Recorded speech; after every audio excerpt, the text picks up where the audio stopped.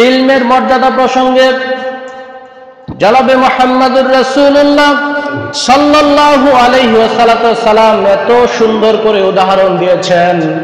আল্লাহ রাসূল সাল্লাল্লাহু আলাইহি ওয়াসাল্লাম বলেছেন, পূর্ণিমার রাতে আকাশের মধ্যে অসংখ্য তারকারাজি মানুষ দেখতে পায়। এই তারকারাজির মধ্যে চাঁদের যেমন প্রাধান্যতা থাকে, মানুষেরা শুনে রাখো, সাধারণ মানুষদের মধ্যে আলেমদের চাঁদের মতো প্রাধান্যতা রয়েছে বলে আলহামদুলিল্লাহ।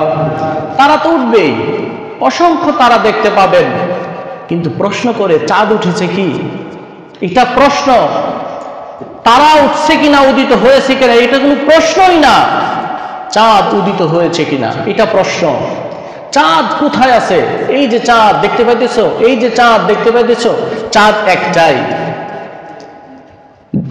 মহানবী সাল্লাল্লাহু আলাইহি সাল্লাম এটা দিয়ে সমগ্র বিশ্বের মানুষদেরকে বোঝাতে চান, নক্ষত্ররাজি যত আছে, তারকারাজি, তার মধ্যে চাঁদের যেমন শ্রেষ্ঠত্ব, আলেমদের অনুরূপ শ্রেষ্ঠত্ব আমরা দিল থেকে বলি আলহামদুলিল্লাহ।